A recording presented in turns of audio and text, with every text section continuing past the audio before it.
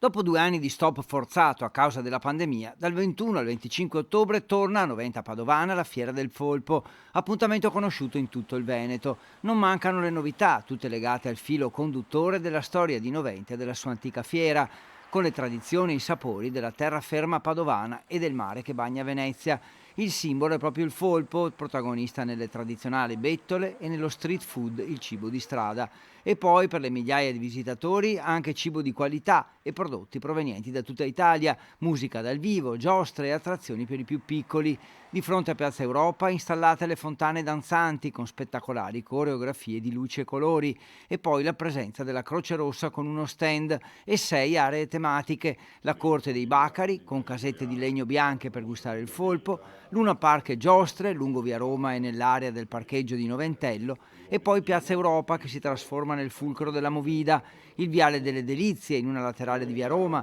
dove si potranno trovare produttori e ristoratori di strada provenienti da tutta Italia e le aree Expo con articoli e prodotti per la casa, il lavoro e il tempo libero e poi le bancarelle e gli showroom di prodotti artigianali di ogni tipo. Infine 10 tradizionali bettole di Noventa Padovana che proporranno cucina casalinga e piatti della tradizione. È una novità anche l'utilizzo, che quello sì,